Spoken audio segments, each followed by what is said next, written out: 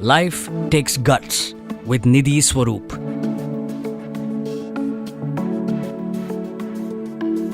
In 2018, Dharia had symptoms of abdominal discomfort, blood in the stools. She diagnosed as having moderately severe ulcerative colitis.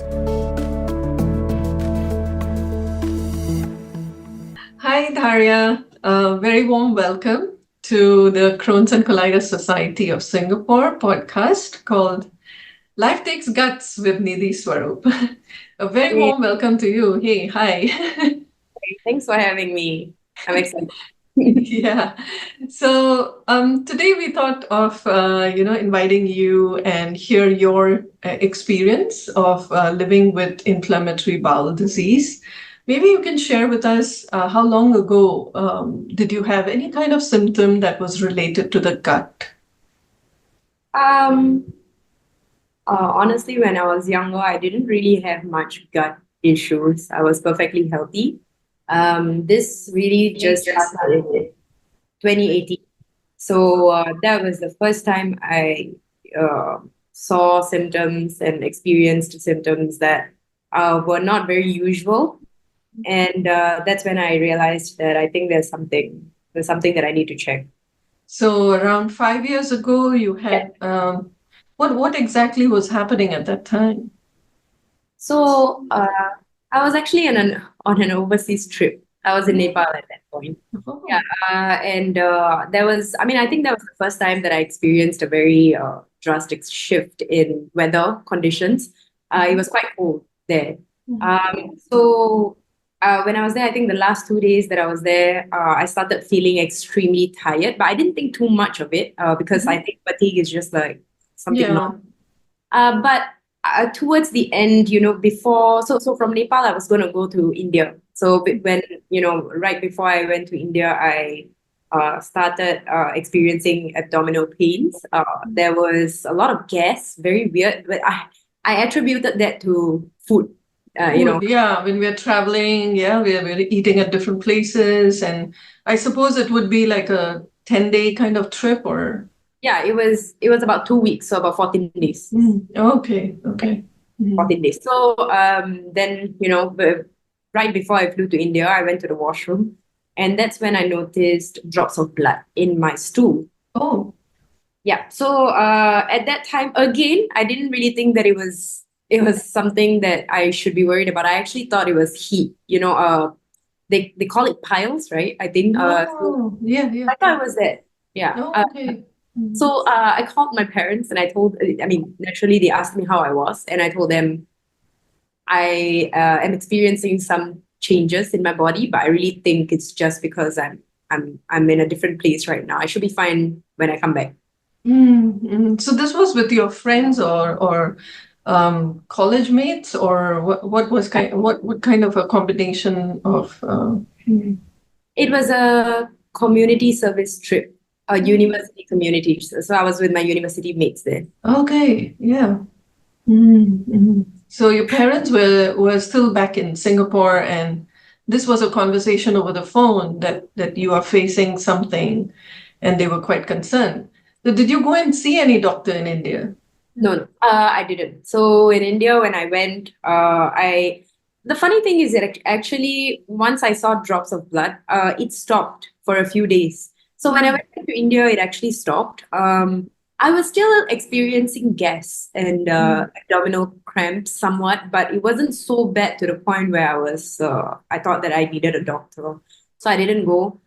When I came back to Singapore, then it started to become rapidly worse. So I started to lose a lot of weight because I was going to the toilet, the washroom, maybe 6 to 7 times a day. Oh my God. That can be exhausting. Yeah. Yeah, it was very exhausting. And I guess because of the frequency of washroom, toilet visits, I think I wasn't exactly digesting the food and absorbing the minerals or nutrients.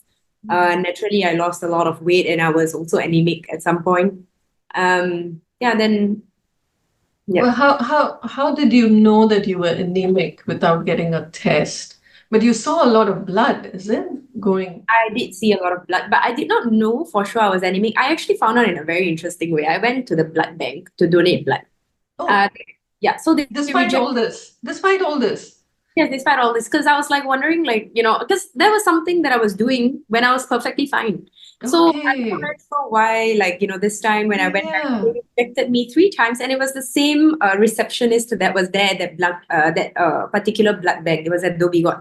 Hmm. And she remembered me the previous 2 times, and the third time I still did not pass the hemoglobin test. Oh, Yeah, so okay, she told okay. me, I do think that you need to visit a doctor because it is not very common to see people coming back with the same issue. Yeah, because normally when you go to donate blood and if your hemoglobin is low, they'd actually give you iron tablets to take for, a few They did months give or, me that. Yeah, they did give me yeah, that. I took them. I drank H2O. I think that's what they used to give us. So okay. it didn't work, and I was also feeling a certain way. I just felt Mm. like I was honestly trying to push away the whole diagnosis thing, and I didn't want to visit the doctor because I just kept telling myself it will go away the next day, it will go away the next day. It didn't. No, so how much time actually went by like this? I'll have to admit that this is a fault of mine, but it was almost 6 months before I 6 months before you saw the doctor. Wow. And did you go to a GP or were you referred immediately to a gastroenterologist? went to the GP first. So the GP actually told me that it could be a parasitical issue. So maybe it's Some a parasite. infection, And some kind of infection. yeah. Okay. So then he gave me a medicine. Actually, he did suggest that I go to the doctor, the specialist, maybe. But I told him that honestly, the other thing that was in my mind was medical costs. I was not insured. So I knew that, okay, if I went at this point and it is this bad, I may not actually be able to pay for the bills. And then the doctor, he said, okay, you know what? Let's try a very simple medicine first. If it goes away with this, then, Yeah. good for you. Yeah. And avoid the whole thing. So we tried. It did work actually for maybe 1 or 2 weeks. The blood stopped. So I really thought it was just that. Yeah. Then after that, it came back full force, Oh. and I was almost going to faint. That's when my parents brought me to the GP again, the same GP, but this time the GP said, "I'm sorry, I have to send you to the hospital." So he wrote me I think a referral letter or something like that, an emergency referral letter, and he asked me to go directly from the GP to the hospital. So I went to HGH. Okay. Okay. And then what happened there? Were you like admitted straight away? Yes, I Yeah. was there. And how long were you there? I'm sure there would be a lot of tests and scans. Yeah. So how long were you there? The first time that I got admitted, it was 7 days, about 1 week. I was 1 there. week, yes. Yeah. Yeah. And were you allowed any kind of food or drink at that time, or was it all intravenous? What was the situation? Just until the scope, they put me on, like, basically I was fasting. After the scope, they did not really give me a specific diet. They just continued with whatever the hospital was providing. So Okay, so you had a colonoscopy done and the diagnosis was given to you straight away? yes. Okay, so what was the diagnosis in your case? So it was ulcerative colitis. Ulcerative colitis. Okay, so the fresh blood, yeah, that sits in with, yeah, it's quite typical in ulcerative colitis patients to have fresh blood Yeah. coming out when they go to the toilet. So now, after this 1 week, when you're sent home, were you still having diarrhea or were you put onto medication and the blood and the diarrhea, was it all stopped? How were you when you were discharged? They gave me steroids to go on first because the inflammation was quite bad, given that it was 6 months of like not doing anything. So they gave me steroids, and I think they also gave me immunosuppressants, oral pills first, and then so I was on steroids. It was tapered, and when I was on steroids, actually, I was perfectly fine. It helped a lot. I was also told that I would have like a mood phase, maybe side effects and stuff, but my body took it very well, actually. I didn't have any of those. I was completely fine. My ulcerative colitis was managed. I mean, manageable, and yeah, that was the case for maybe about 3 to 4 weeks. About one Mm. Yeah. after that, it came back in Was it, again. yeah, what was it like specified by the doctor that it's mild, moderate, or severe kind of ulcerative colitis? Is there that kind of a classification in your situation? Yeah. I don't quite remember exactly, but I think it was about moderately severe. Moderate to severe. Okay. Moderate. So yeah, when it comes to steroids and immunosuppressants, my understanding is that steroids take effect immediately, but immunosuppressants take a little while to kick Yes. in. Yeah, Yes. so that's why the buffer. And then the steroid is kind of tapered off, and then immunosuppressants continue for longer. Is that how it was? Yeah, Yeah, it was. I mean, that was what the doctor told me. I mean, plan. that was what was planned. But Yeah, yeah, I think 1 month in, yeah. it wasn't so effective. Oh, is it? Is it? Okay. So, if we can just rewind a little bit, when you are told that you have something called ulcerative colitis, what was going through your mind at that time? Did you ever hear about this kind No, of a condition? no, I have never heard of this kind of condition. Actually, I mean, Mm. I've heard of gastritis. I've Yes. heard of piles, hemorrhoids. Mhm. I mean, these are the only things that I associate with blood in So, Yeah, when we go to the toilet. Yeah, yeah, um, absolutely. So, what were you thinking at that time? I mean, there might have been quite a few questions. Yeah. yeah. Surprisingly, I think I was actually pretty calm about it. I wasn't very anxious. I wasn't very scared. I just took it as it is. I think it's just something that had to happen and it did.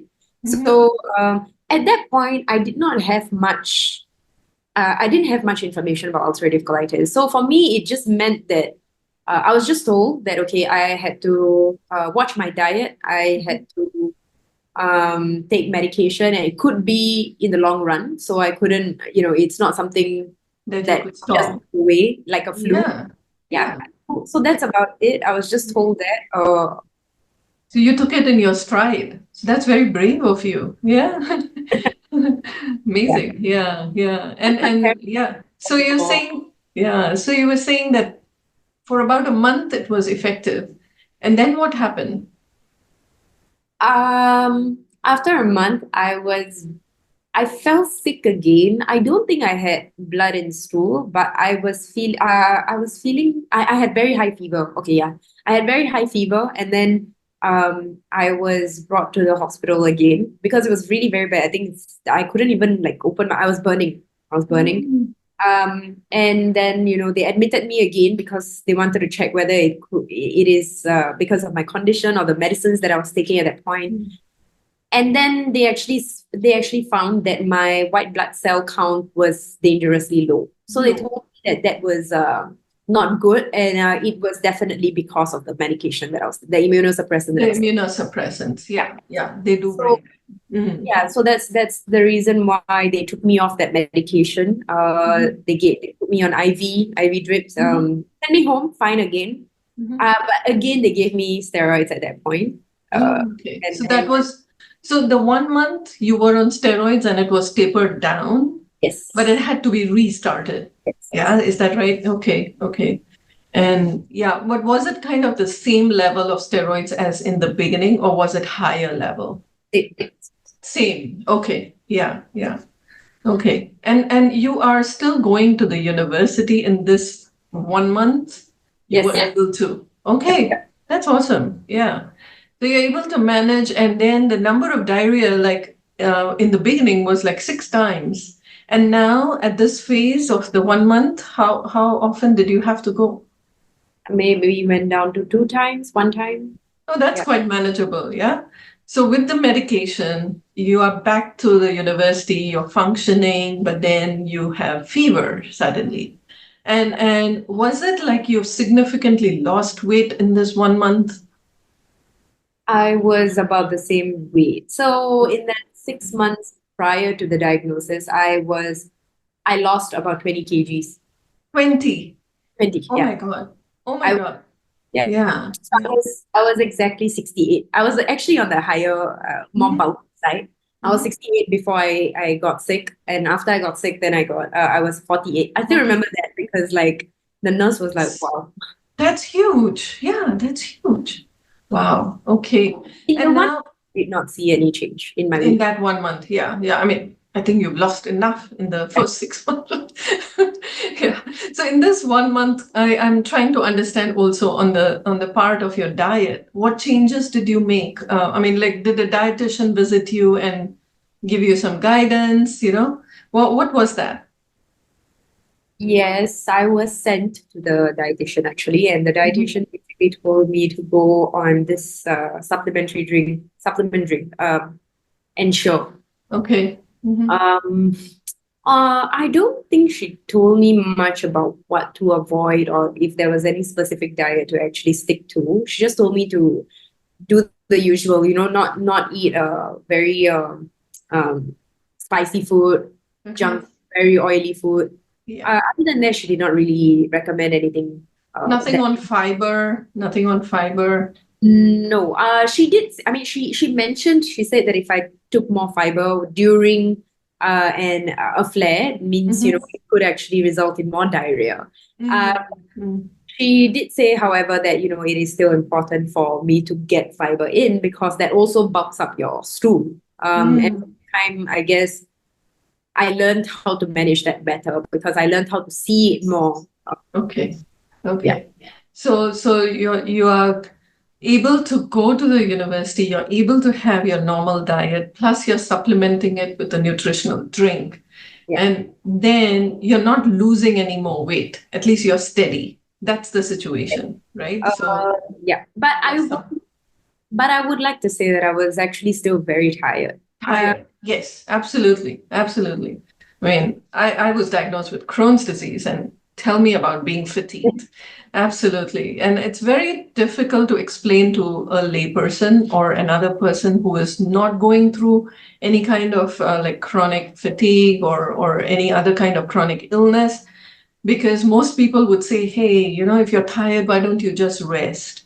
Yeah, And the yeah. rest doesn't help. It helps to some extent. Yeah, the body feels a bit rested, but the feeling of fatigue is almost like you're carrying a boulder attached to Yeah. your chest or abdomen or someplace like that, and you're just Very, dragging yourself all around the place, right?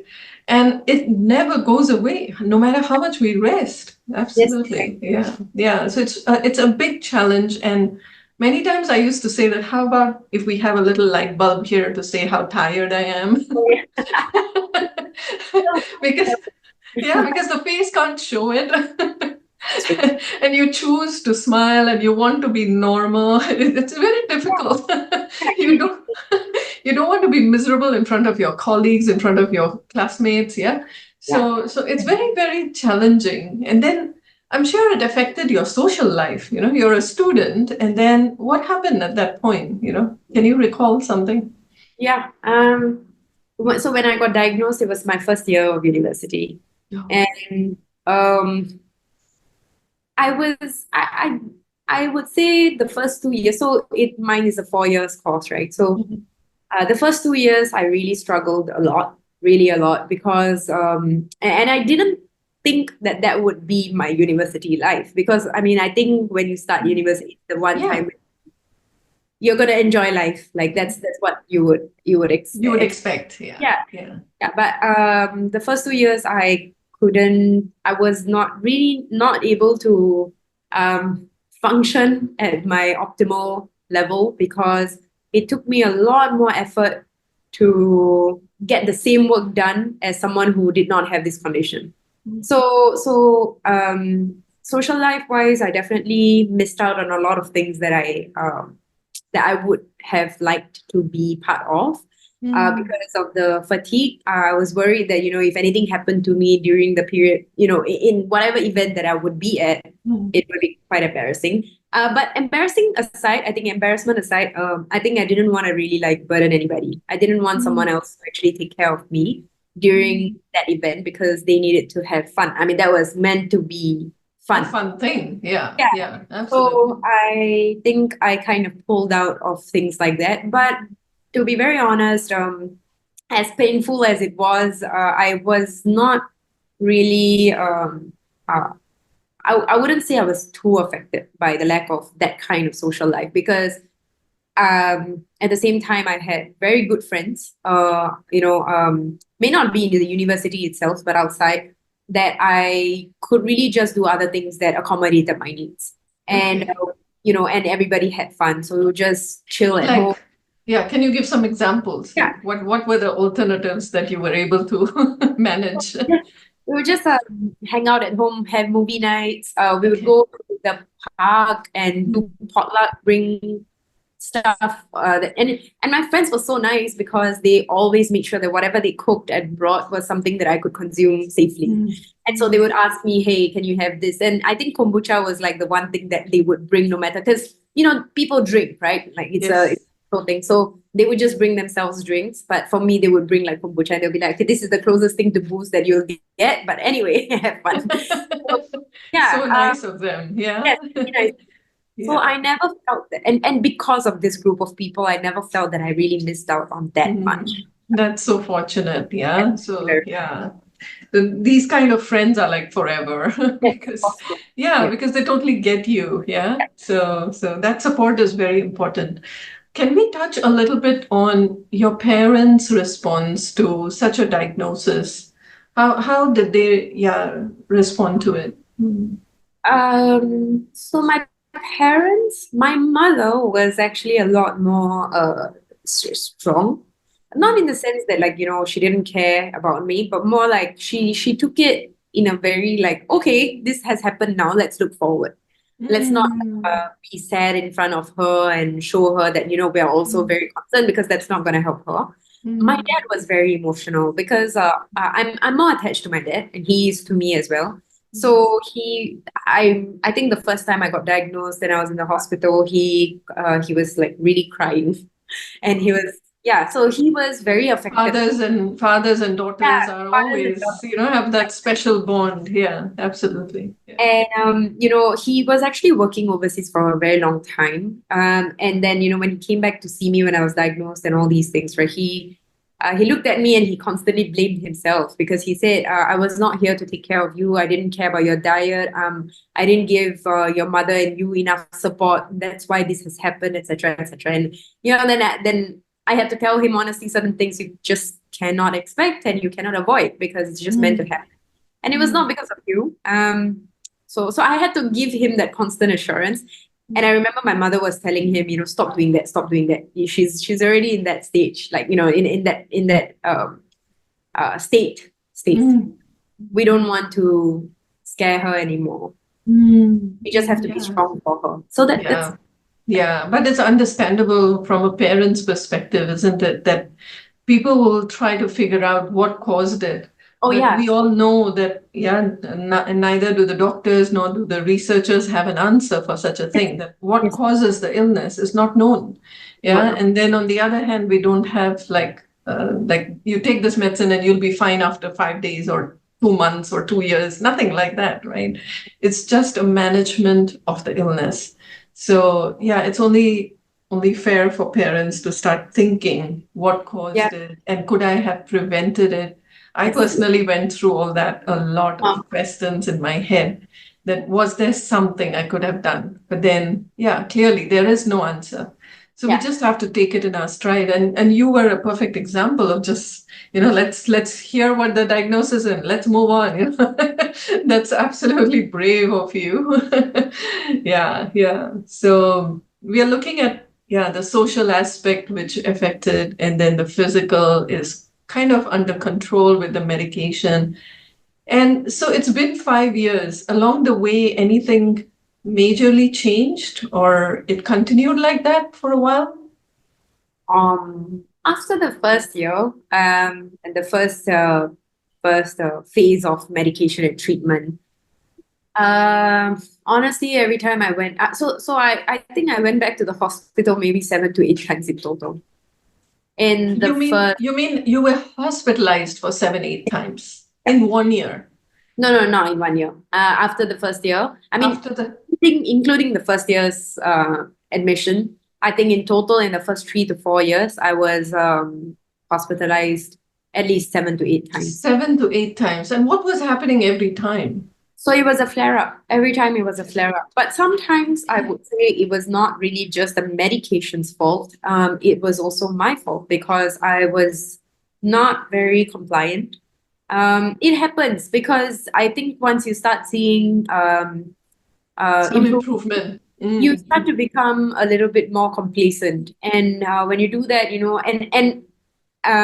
I am on the younger side, right? So when I go out with my friends and all, I think sometimes I just eat stuff that I know I shouldn't and I could be taking a risk, but I just do it because it's like something that the tongue craves it. Yeah, Something like that. Yeah. So can you list a couple of things that you feel very strongly that you could correlate that, oh, I ate this thing and I had a flare up? Yeah. There are some. Yes, definitely. Pizzas, Mhm. pizza, pasta, basically anything that had dairy in it. It was almost like an instant. Oh, so dairy products were the one that caused. So at home, you wouldn't take any dairy product when you were eating at home. Okay, understand. Wow. So this is okay, for the benefit of those who are listening in and are not familiar with Crohn's disease and ulcerative colitis, maybe it'll be good to elaborate what we mean by a flare-up. What exactly happens in a flare-up? So maybe in your case, you could just share what was happening. So there are a couple of things. I think first I would see a significant decrease in energy level. And it's something you can just tell. It's not something I can really describe in words. But if I were to, then I think the only way I can say it is you'll just really notice that your fatigue is just one of a kind. It's not the same one that you would feel doing other things. The next thing is, you'll see for Crohn's, I think it's a little bit different but I'll speak for ulcerative colitis. You will more often than not see blood. It will come out with your stool, and right before you see blood, you will start to experience diarrhea. And this diarrhea, How many? For me, I think it went up. The highest number of times I actually went to the washroom once was 23 times. I counted that. 23 times in how many hours? In one day. So literally every hour. I mean, yes. Oh my God. Each time you would go, it wouldn't be the same amount or consistency. It would just be very different. Sometimes you would go Urgency.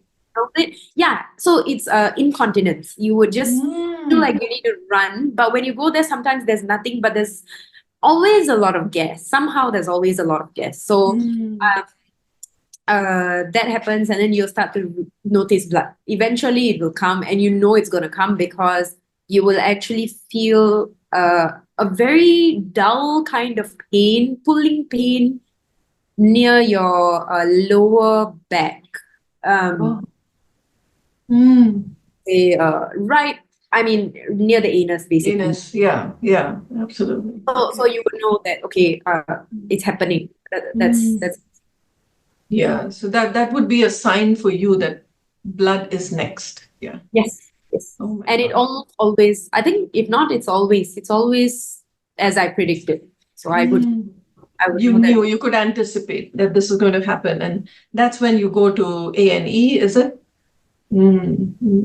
And how is the experience, because you're already diagnosed with ulcerative colitis, so then when you go into A&E, what happens next? Are you there for a very long time, or it becomes like an autopilot? They know exactly what has to happen. It's autopilot. So I think the first time was a bit longer, but after that, subsequently, I think they knew that, I was quite a regular patient. And the doctor that was assigned to me was, he knew what I was going through, what I was on. So he didn't have to. So it doesn't take very long. Yeah.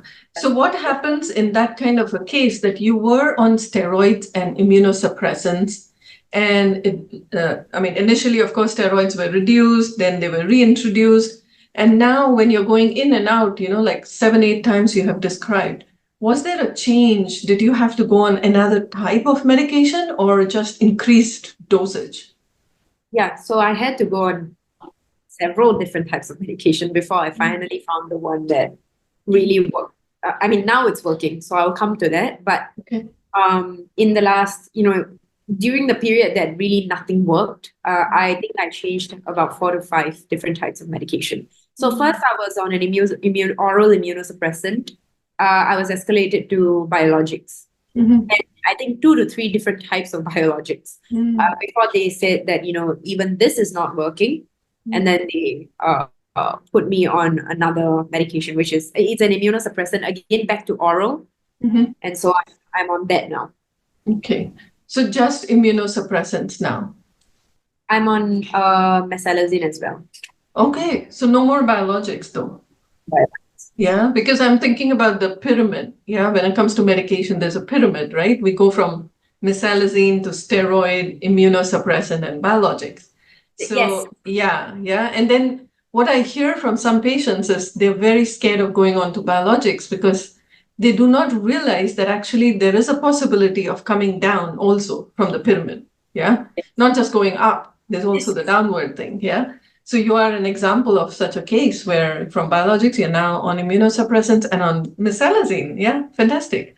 So how long have you been on this for, managing your UC? And maybe I would also like to ask if there was a possibility of surgery. Was that also discussed with you?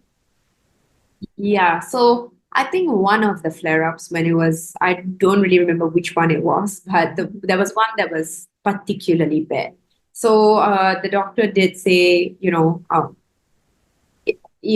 could, it's not a necessity at this point because we can still try other medication. But if it is affecting you and your quality of life to this extent, then maybe you can consider surgery, which means that's basically the only cure that you can. Yeah, because in ulcerative colitis, when there's surgery, the whole large intestine is removed, right? Yeah. And then there's a little pouch, right, for controlling the fecal matter. Yeah. So that is like the ultimate for ulcerative colitis. But you didn't need that. You didn't need surgery. Yeah. I didn't need it. I was just told to consider it, but it was left to me, like, to decide. And I decided against it because I think for me, I still think that I could overcome this, and it was just a matter of time. I needed to be a bit more patient. Mm. So it did work. It worked. Yeah, I'm like so happy for you that you thought of it, you tried, and you gave it a shot, and it did work. So that's amazing. Staying positive really, really helped. Yeah. So going forward, I'm just wondering if you have any kind of a thought when it comes to another person who's just diagnosed with this condition, just told that, oh, it could be a parent who's listening today and the child has been diagnosed with ulcerative colitis, or it could be an adult, a young adult. Any message for such a person?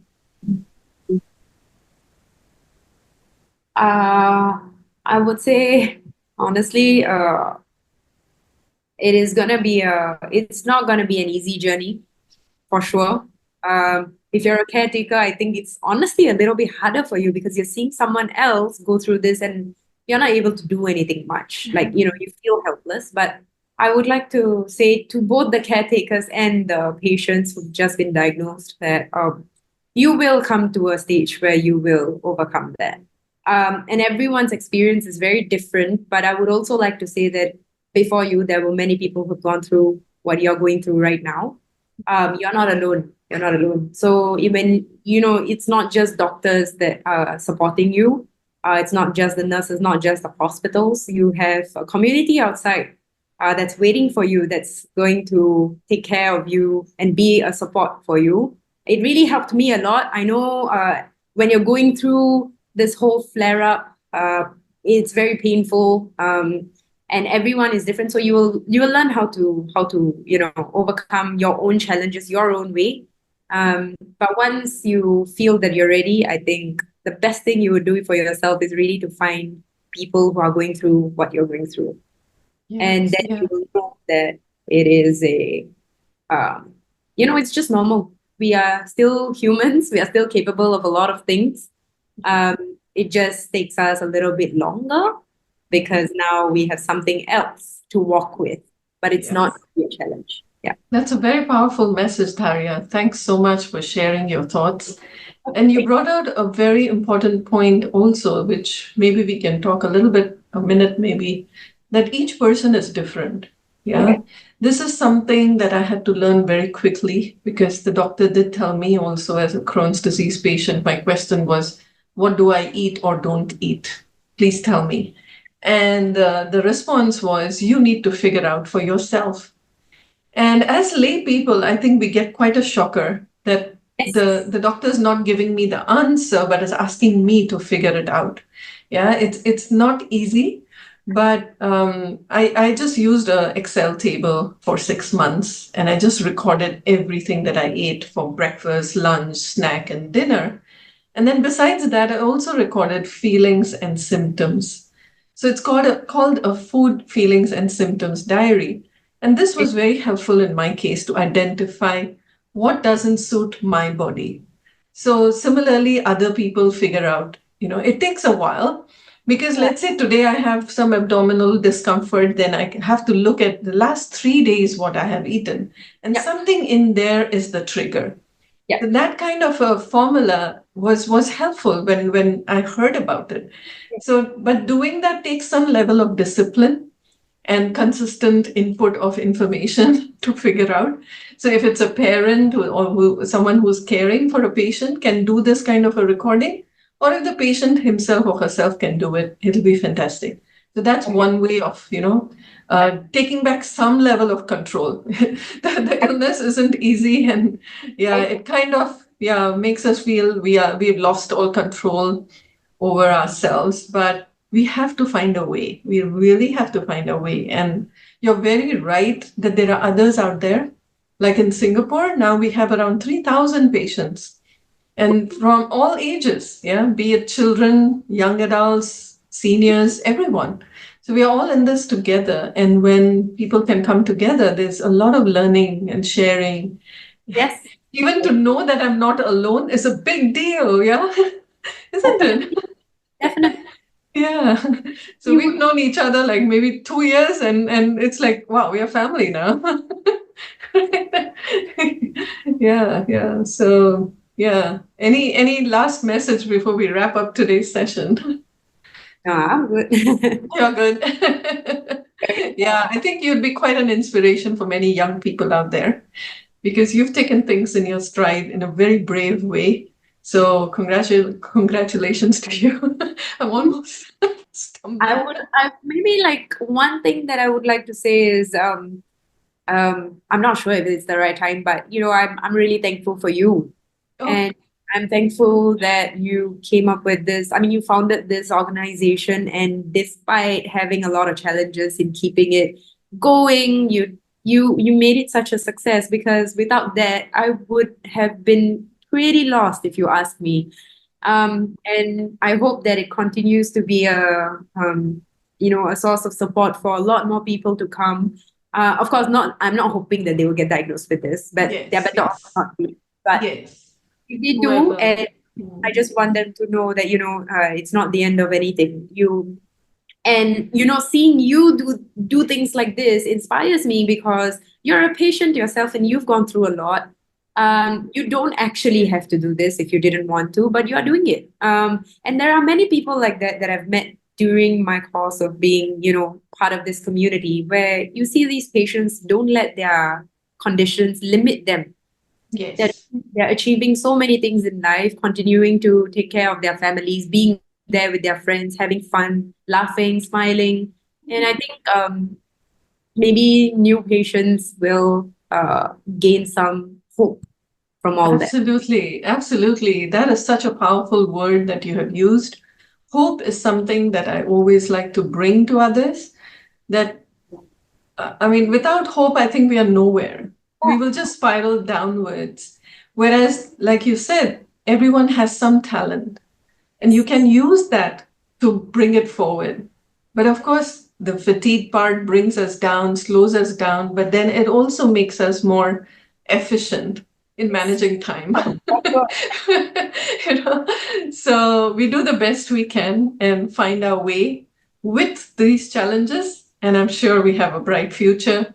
I'm sure we can help scientists, we can help clinicians, bring our lived experience, and then find more, maybe new medicines or new devices that can measure our pain, that can measure our fatigue. So it's easier to explain to people, like if we have a fever, we use a thermometer and that's it. We can tell and people get it. Yeah, but it's not the case when it comes to pain or fatigue. Yeah. So hopefully going forward, we can all, arm up together with other stakeholders and find better solutions so that quality of life of all patients is better in the future. Yeah. So thank you so much for your time and all the best going forward. Take care. Thank you. Bye-bye.